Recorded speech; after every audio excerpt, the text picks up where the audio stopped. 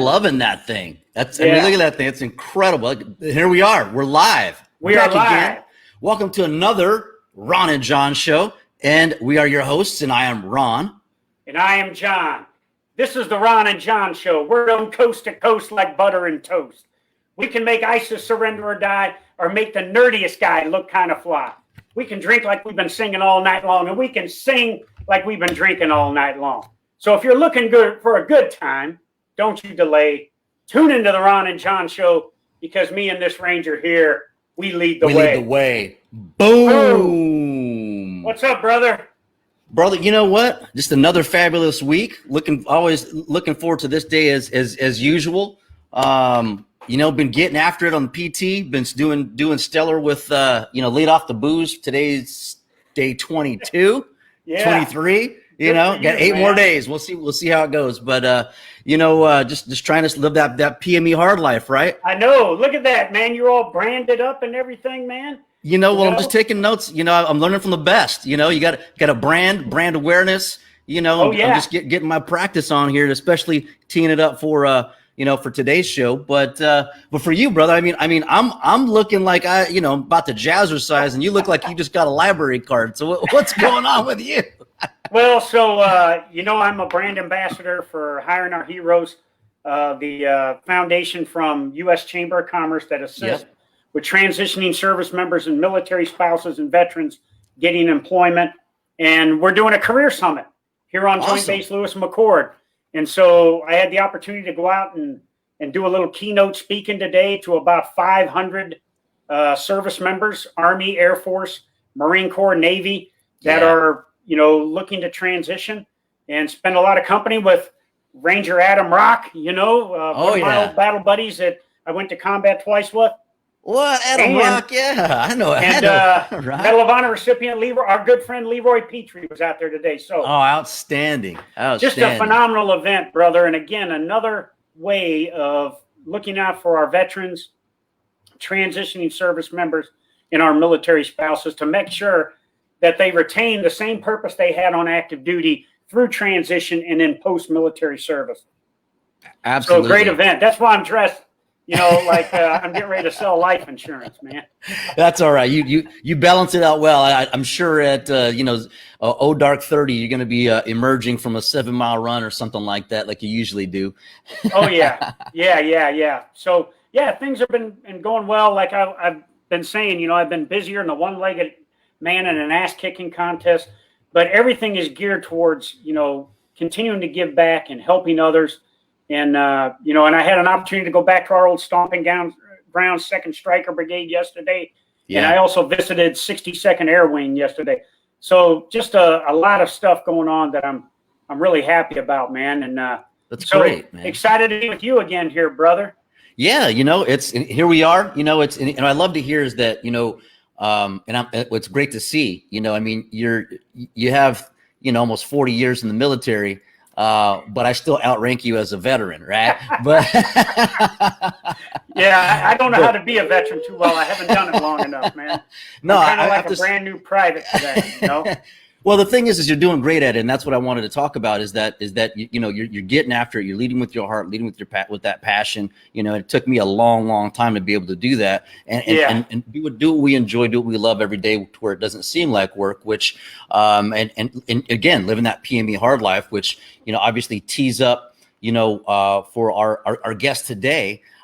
Speaking about living your dream and living what you love to do, and one of those things is obviously the physical fitness, because that's the P and PME hard. So that's right. Who do we have today for today's awesome show?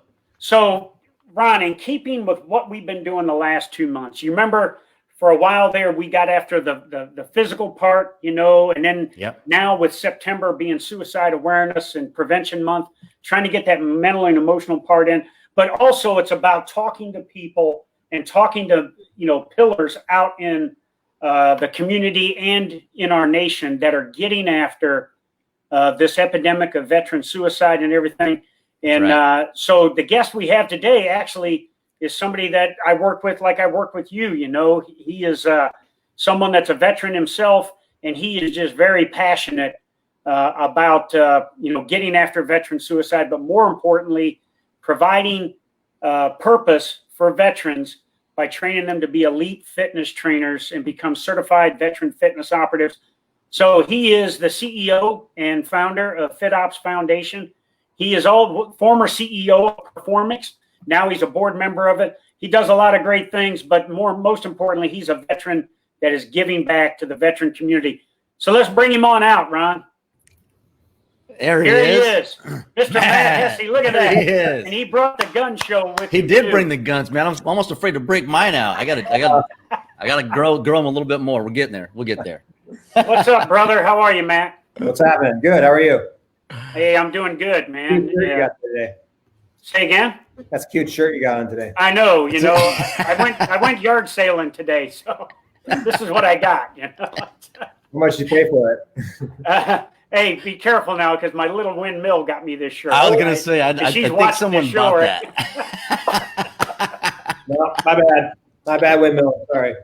Hey, so Matt, again, thank you. I know how busy you are because you really gave me a great opportunity. You brought me on to the FitOps Foundation team, and you've allowed me to see you in action, but be a part of this important foundation that is doing just phenomenal things to give back to our veteran community with the main effort of combating veteran suicide, but also providing that word we use all the time, providing purpose to our veterans through fitness and everything. So thanks for being on here today, brother. Really appreciate it, man.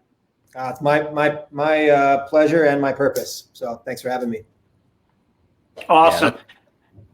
Yeah. So, hey, go ahead, Ron.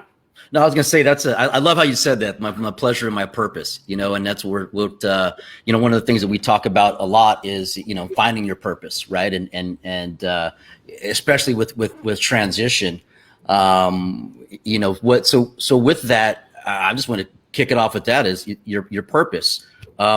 Today, what is that? Well, that's a great and real timely question. As John mentioned, I'll take a far step back and say I exited the military 15 years ago. And I spent the last 15 while you guys were fighting wars, building companies. And just recently, after 10 years or 8 years in the last company, having transitioned completely out, so I could focus now on what I think is a gift in my life and the opportunity to serve my highest purpose, and that is to help the veteran community in a full-time capacity. My career really has been spent, at least from my perspective, disrupting categories and understanding how to bring newness and innovation into certain areas. And I think that the veteran space, while there's a lot of focus on it, it needs a disruption to fix this issue. And so I'm intently focused on that mission. And as I said, I feel really blessed and purposeful to be able to do that, because it's certainly something that's needed. And I don't know, someone from above or someone from below, whatever, stuck something in me. It just it guts me to see what's happening to our vets. And I've got a lot of theories as to why that's happening. But John and I, as John mentioned, are teamed up in the effort to fight it. And I'm real appreciative of John jumping out of uniform after 38 years and right back into another one, fighting a equally as important cause as this one is. Yeah, absolutely. Yeah. Hey, so Matt, tell us about everything starts with, I tell people all the time, you dream big, you think about what you want to do, then you set lofty attainable goals and you visualize how to get to it, and then you actualize. So, you were a guardsman. I think Wyoming National Guard, if I remember right. Yeah, Wyoming and Nebraska. Okay. So tell us about why you chose to serve, and then why you chose to transition. And then as you started building these companies, how you built this vision to where you're at now and where you're going in the future. Sure.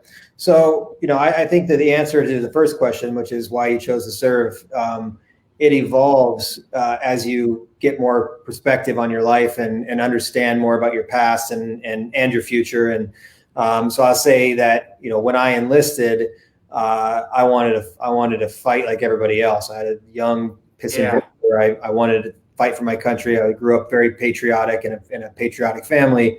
But, you know, in your life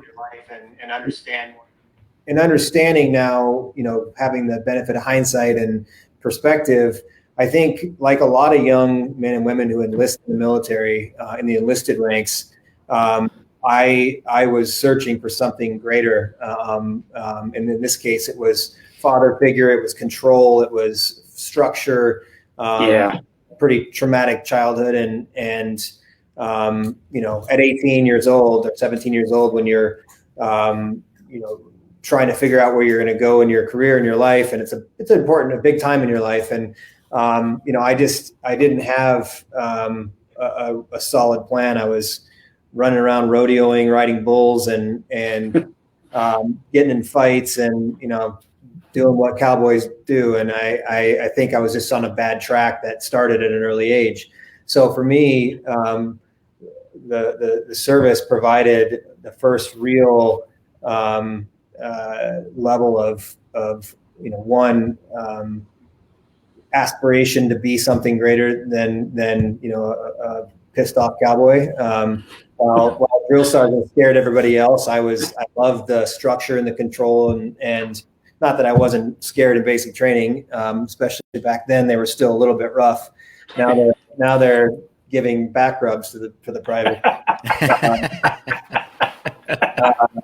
But you know, I think that time in my life was really transformative, and a lot of the skills that I've taken into my life. Thankfully, I was born with a good set of morals, ethics, and values, and even though I had a bad childhood, those came with me. And so, pair those with some of the great things that come out of military life. In leadership and accountability and discipline, and you know, it's at least a good foundation to build a good life off of. And so, you know, the answer to your question really is, the answer to the question, which was, why did I go? Why did I serve? I think I enlisted because I needed it.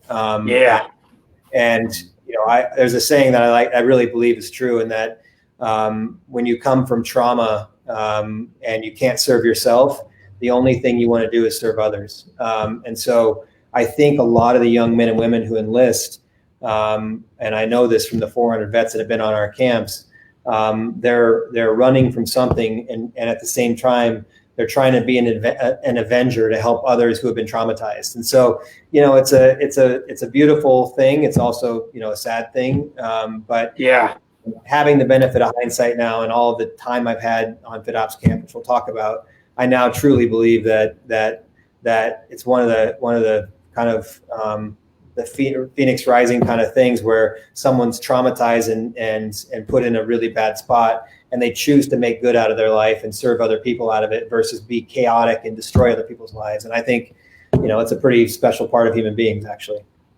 Yeah, absolutely. You know, that's I mean, it's really refreshing to hear you what you just shared, specifically talking about childhood trauma. In last week's show, we had the ladies on from Kill 22 and Stay the Course. You know, that's one of the things that I had brought up was, you know, in a lot of veterans that deal with, you know, PTSD, TBI, whatever their issues are, a lot of it is from their childhood.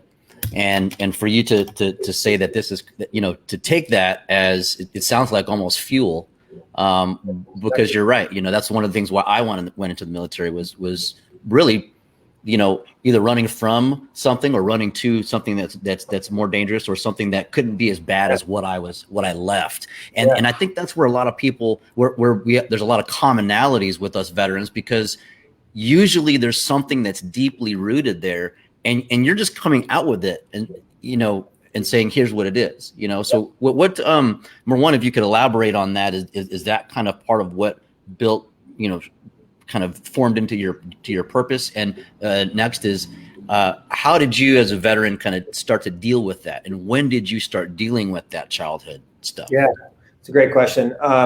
So I think the answer starts in the understanding, when you finally understand consciously, you know, what happened. Some people don't have any some people have such good compartmentalization skills that they don't even remember, which was my case.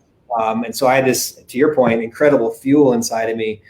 you know, one of the values that I learned at an early age is to not quit and to be, you know, head down no matter what and figure out how to get through it. And so I just hard charged ahead and tried to fix it myself. And I had incredible anger inside of me, but I didn't know why. And I think John will tell you, I'm a pretty like chill guy that isn't really, I'm not running around looking for fights. I'm not, you know, I want to help people. But there was a certain point, especially at a young age, when I got pushed, that I snapped and lost it. And, you know, that got me in a lot of trouble. And I think understanding the agitation inside and why that agitation was there, finally, when I finally figured out, you know, what had happened to me, it unlocked a world of understanding, which then allowed me to start, you know, working on fixing it. And as we'll talk about FitOps Camp, I joke a lot, but I think it's actually true. As much as FitOps is helping and saving others, it was also a pathway for me to understand, process, deal, and heal from my own shit. And and so, you know, I think in some ways it's a little bit like, not self-centered, but just sort of like, you know, not there's a word for people who I'm trying to remember it, but almost like I gathered all these people and brought them to this place so I could share my shit. And that is actually what kicked off FitOps Camp, and what actually the glue that holds it all together was just me sharing. And so we'll get into that in a minute, I'm sure. But you know, I think that the healing that you do, you know, what we got, what you don't do, what you didn't do, those of you who served, John served 38 years, you know, if John had come from a traumatic background and served 38 years on top of it, the military is structured in such a way that you don't ever really have time to deal with any of that personal shit, especially if you're deployed a lot, like our vets have been the last, you know, 15 years. And so all those things, the last 15 years that I've been able to build businesses and deal with my stuff, which, you know, really came into focus for me probably, you know, 5-6 years ago, finally. And, you know, while you guys were off serving in wars and adding more trauma on top of your childhood trauma that you hadn't yet dealt with, I think that's where, you know, my sort of purpose comes in, and that I want to find a way to take everything that I learned over the last 15 years and apply it to these programs, to fill the valley below, which is, you know, on this side you have DOD and on this side you have VA, and down in this valley you have veterans who are literally dying because there's not really a solve for all that, what I just talked about, childhood trauma plus combat trauma. That's not medical treatment. That's not processing out of the DOD in a transition program.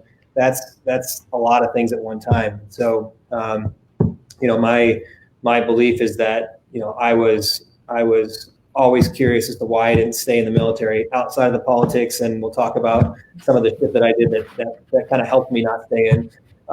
But you know, I think my real purpose and my reason for all of that is to now be able to do the work I'm doing and provide a pathway that allows every veteran to have the same opportunity that I did, and give them choices, not hand them things. And I really believe that's one of the big keys to the veteran community. Stop giving them free shit. Stop making them feel pity. Stop making them feel like they're all broken.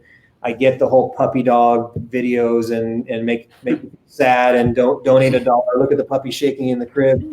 Yeah, the Sally Struthers for veterans type stuff, right? I get why. And I'm super happy and appreciative that the American people are the type of people that want to give, and that we have so many veteran nonprofits. But I think just like in the rest of the world where entitlement programs produce laziness, I think we need to provide opportunities, whether that be in veteran causes, race causes, whatever. It's not giving people things to make them feel like, oh, hey, sorry I did that to you, or hey, sorry this happened to you. Here's a house or a car or a coat or whatever. Like, I think it's more about empowering them to have amazing lives and inspiring them to have amazing lives and giving them tools and opportunities. That's where my focus is. Yeah. So Matt, that's phenomenal. And, you know, you're exactly right. Through a career in the military, you continue to stuff, you know, traumatic stuff away because you're getting ready for the next mission or the next mission. And what I see some of the fiercest warriors I've ever served around, when they have time on their hands, meaning that their military service is over, they've chosen to transition, and they're out doing other things now, and they're not going 100 miles an hour, and they are reflecting a lot more. And this is generally a few years after they've transitioned and been out of their traumatic stuff, whether that's in Iraq, Afghanistan, or wherever. Then it starts affecting them, because now they don't have to stuff it away. It rises to the top, and they think about those kind of things. So you mentioned FitOps Camp, and one of the things I love about being a member of the FitOps Foundation is what the camp is there designed to do. It is there to give people that purpose, give them that structure, to challenge them and everything. And it's not there to be, as Ron said, the Sally Struthers of the veteran community. So can you talk through the FitOps Camp and your vision of that, and then the camps that you run and that we're getting ready to run here whenever we get on the backside of COVID?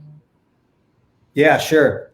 So yeah, FitOps Camp is very small parts. There's no Sally Struthers, but we certainly are. People there call me the tear whisperer, because everybody cries around me. And I don't want anybody out there listening to think that you shouldn't go to FitOps Camp because you'll cry. You get what you get out of FitOps Camp, what you need to get out of FitOps Camp, in the same way that I finally found a way to figure out my shit. You'll figure out your shit there, or you won't. But the camp was designed. I'll give you the sort of the thesis that I had around why this was the right mechanism. I really believe and we talked about teach a man to fish, eats for a lifetime versus give a man a fish, eats for a day. When you pair that philosophy from a vocational perspective or a training perspective, giving them a tool with, and in this case, a tool as personal trainers, when you pair that with the challenge and loss of purpose. So what could you ever do again that is as purposeful as putting that uniform on? And I think a lot of these men and women don't really realize how much it's going to affect them when they take it off. And they maybe never actually do. They may be running around depressed and unhappy, tapping into drugs and alcohol, whatever, and not really realize that the issue is actually they just don't have anything to serve that makes them feel good inside. There's a big difference between fighting for your country and kicking doors in and the adrenaline of all that, and doing it for a purpose and a reason, and coming home and working as an auto mechanic and I'm not saying working as an auto mechanic is not an admirable job. I think it's a great job, but it's a different set of skills and a different set of drivers. And so when you take all men and women out and put them into those places, they're just not fulfilled by it, because they're not able to inspire and I think that's just who we are. Back to wanting to serve people from childhood probably. And so my belief was that if I built a camp, and I piloted this and sort of found pieces along the way, but if I built a camp that brought veterans onto the camp for a month, and I gave them 3 pillars, and these 3 pillars I built my life off. I call it the purpose blueprint: physical pillar, mental pillar, and emotional pillar. And having a clear understanding of who you are physically and where you want to go with your body and why, and then how. Who you are mentally, intellectually, from a knowledge perspective, whether that be how to do something, or whether that be how to understand something, or how to be perspective. It's just knowledge. Knowledge is power. Where you want to go with that, where you want to make your investments, and then emotionally, who you are as a guy or a girl, and what you want out of your life emotionally, what you want to understand about yourself. So I was, without me knowing, and by the way, for those of you listening, physical, mental, emotional is PME, and PME is John's mantra for 20 years in the military. He and I had never talked until 6 months ago. He's been running that philosophy for 20 years. I've been building it on camps for 3 or 4. Wow. And we just sort of came together. And it's not, I don't believe in coincidences. I believe that, energy attracts energy, and that, I needed John in my life, and hopefully John needed me in his life. And so we could change lives. And so those 3, having an understanding of where you're going, and with all those, it's basically a roadmap for your life. And that doesn't mean that's going to give you your career, like, oh, I understand this, things and I'm going to have my career figured out. But relative to service, a lot of these are, infantrymen and folks that had physical jobs in the military. Physicality is what we were all built off of. We all had to be physical, warriors and able to serve our country, to be able to be ready to fight at any time. And so that's what we all have all in common. And I think the second kind of leading indicator for me behind purpose was they're taking the uniform off and stopping to exercise because they're not forced to anymore.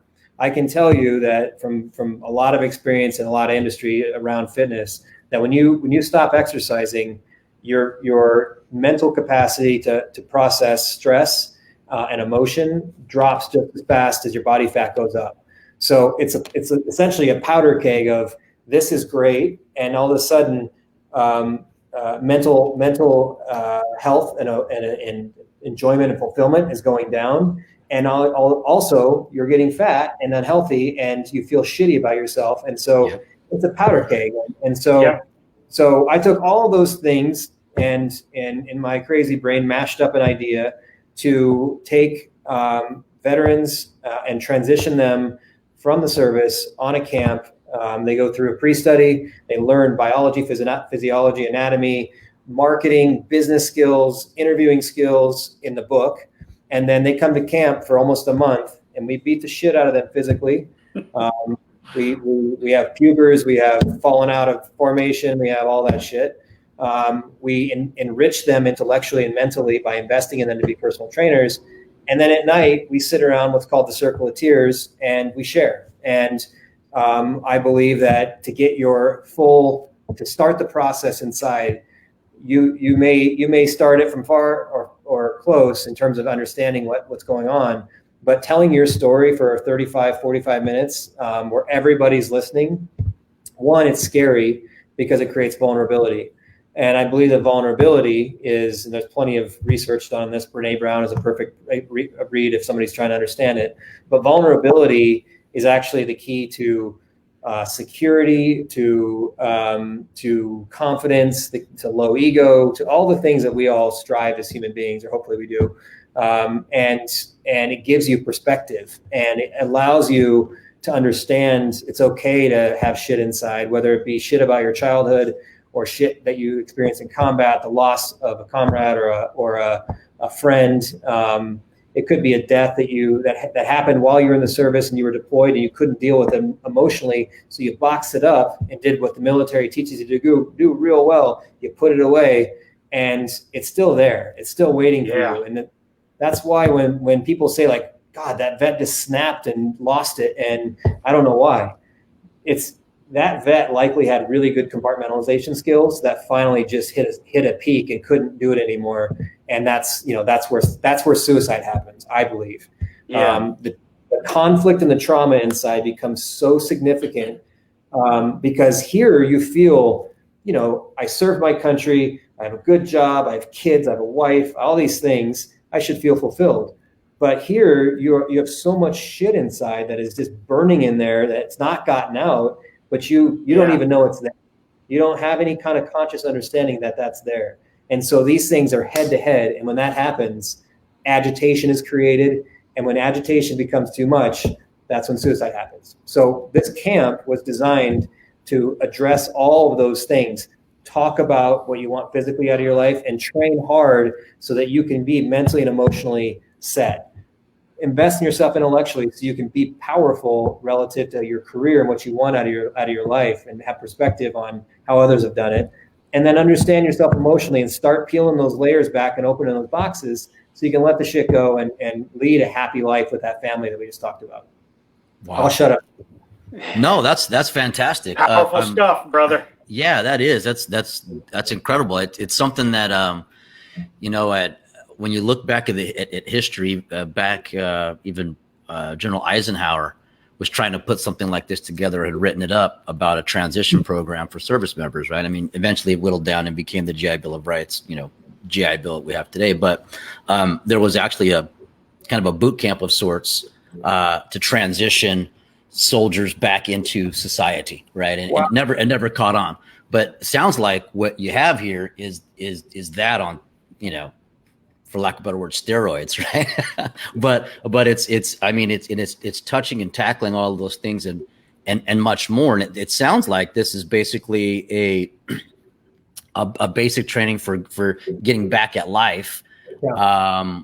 And now, does somebody have to go into a personal training role to go through this camp, or is it something that sets somebody up to where that they can kind of make these decisions and kind of primes them? Well, what's the exit strategy that you have for FitOps camp? Great question. Part of the reason that we'll talk about the expansion of what we're working on, but part of the reason that the need to create aftercare programs, there's a lot of vet programs where you go, you leave, and then bye-bye. Work that we're doing there is not a one-time deal. You need, and life isn't a one-time deal. You're consistently investing in yourself to try to be better. That's what human beings are, reaching for greater things. And the moment you stop reaching for greater things is when you stop believing. It's when you quit. And those things, I think are debilitators that lead to suicide. And so, I want everybody to want to have a healthy physical, mental, and emotional life. If that means I'm going to get physically, mentally, and emotionally healthy on FitOps camp and then go on to be a psychologist, great, that's totally fine. But what's not fine is you stop using the principles of physicality, mental acuity, and emotional readiness out in that job. Because if you do stop that, I don't care how good a psychologist you are, you're going to find yourself right back in those same spots. And so, it is a vocational training program that teaches vets to be personal trainers. It gives you two accredited skills or certificates, one accredited and one certification. The accreditation is a nationally recognized NASM or NSCA or 𝘬𝘬𝘮𝘴 personal training cert that allows you to train in any facility in the United States. And then the second one is the CVFO, which is Certified Veteran Fitness Operative, and that gives you the designation that you're a veteran and you've been through this camp. And a reason I think that the CVFO certification will rise to become the best certification in the United States isn't because our curriculum is that much better than everyone else's. I think our curriculum is better, but it's not incrementally better in terms of the physical training or the mental training, or even some of the emotional training that's out there. But it's holistic. It's all together. Mm-hmm. What that teaches these trainers to be able to do is go do that with their clients. The best personal trainers in the world, hell, the best hairdresser in the world isn't a hairdresser that just sits there and cuts your hair. They're sitting there talking about your life. Like, hey man, how you doing?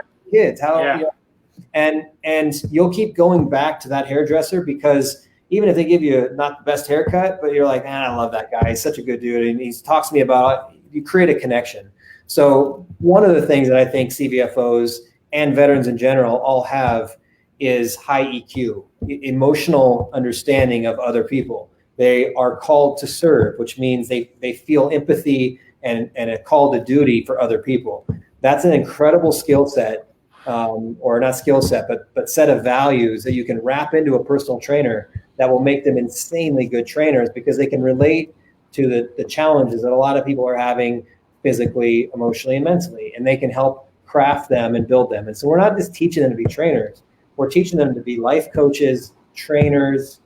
They're already empathetic and called to serve. Give them the skills to make them incredible with the skills they already have. And that, in my opinion, is what will change the veteran landscape. It isn't, there's great programs out there, and I applaud the work of almost every veteran organization because they're trying to do something. But I really believe we want to change this problem. We have to change it from the inside and listen to the vets and understand what they actually want. And I believe they want opportunity, just like anybody else. Yeah. Hey, Matt, so, to take on a project like FitOps Foundation and to have the impact that your vision has, there's got to be partnerships and alliances in there, and you've got to have people that are like-minded. One of the people that has been a key donor and a key friend and ally of FitOps Foundation has been WWE legend John Cena. Can you kind of talk the relationship with John Cena and FitOps, how that came to fruition, and kind of what John has been helping us with. Yeah, sure. A few years ago, a friend and now a board member at FitOps introduced me to John and his agent Dan over breakfast, and I think John was in a place in his life that I wouldn't call it transition, but kind of. I think John is, everyone knows, is this incredible wrestling sensation. That's I don't even know if sensation. He'd probably kill me for calling it a sensation, but.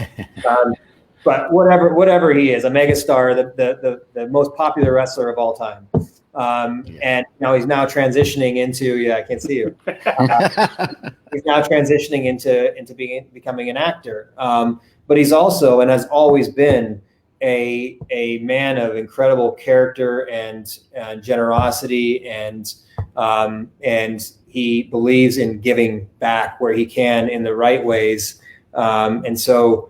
You can give money to people. You can give things.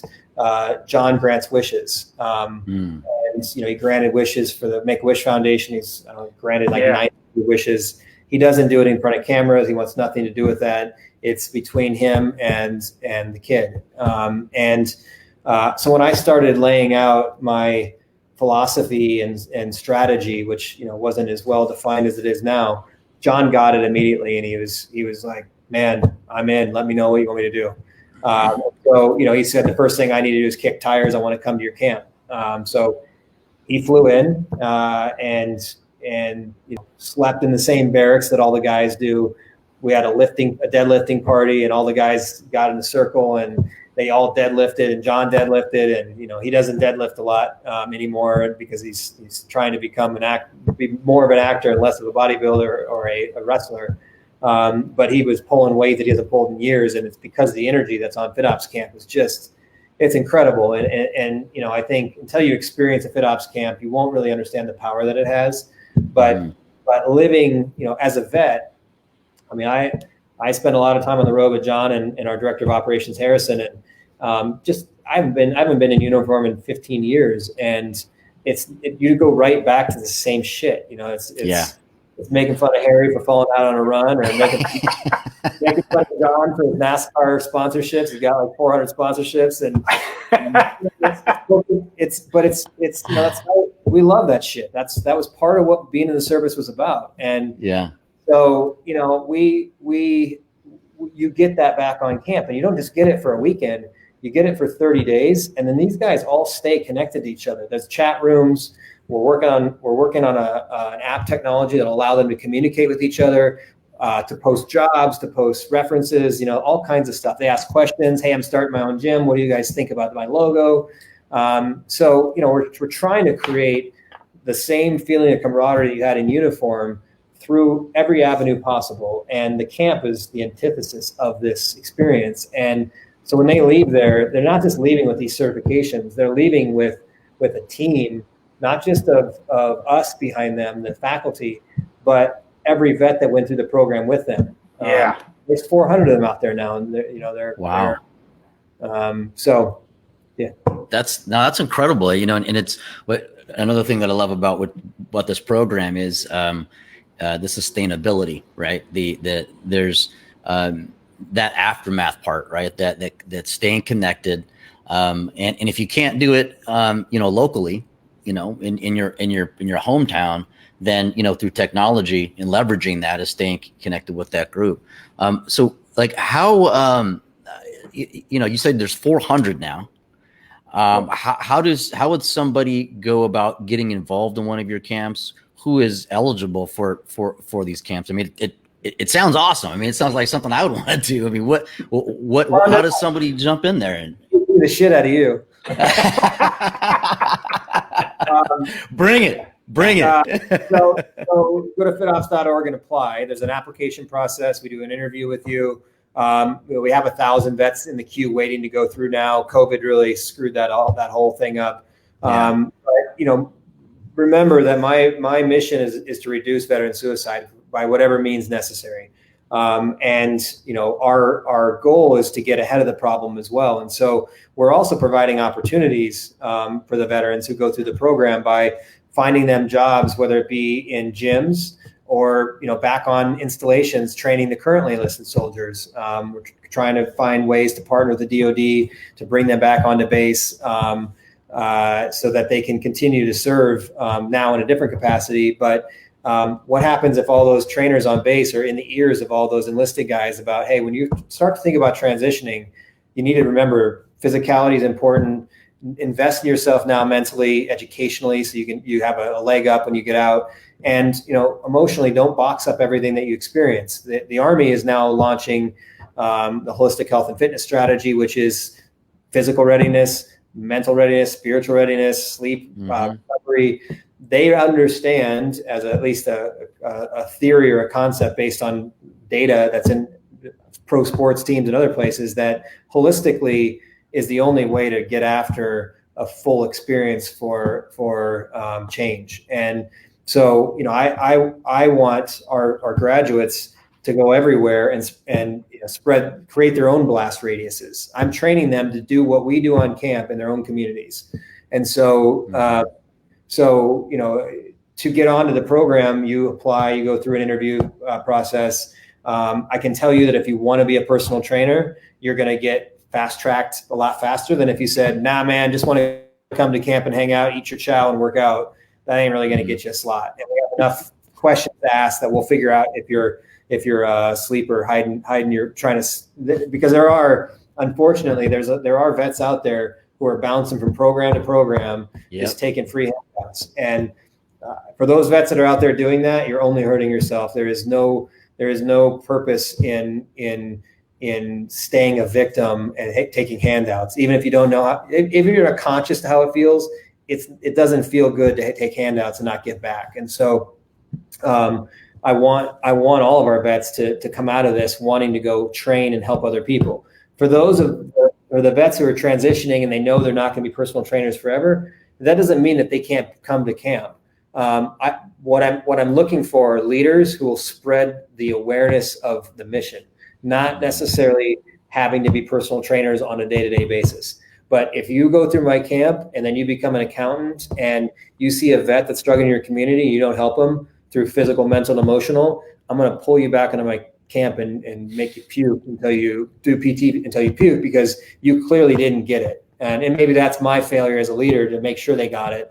But we're building the infrastructure and processes to make sure that doesn't happen, because I want every dollar. Unlike a lot of companies and industries out there, I want to be a good steward of money from donations and a good steward of money from even the DoD. We're currently in the process of getting support from VA, DoD, GI, all these different agencies to try to scale this, to produce enough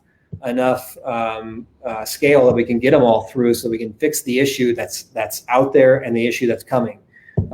You have 22 million vets who are out there, and you have, John, how many transition a year? 2 million, a million or something? Not that many. Yeah. Yeah, whatever. Yeah. So those who are transitioning, fix that, tie that off and fix that so that they're not having the issue. I'm going to go read about Eisenhower's strategy, because whatever idiot nixed that and didn't do it was created a multi-generational problem of suicide in the veteran community. It doesn't need to be there. Getting folks through this, they can come from veteran status, they can come from active duty status. I actually would prefer that they come before they get out, so that they aren't falling down the path and I get them a couple years later and then they're like, man, I wish I'd have found this earlier. I really had a tough couple of years. I don't want that. I want them in there immediately. So I think someone's asking right now, is this something active duties can take advantage of?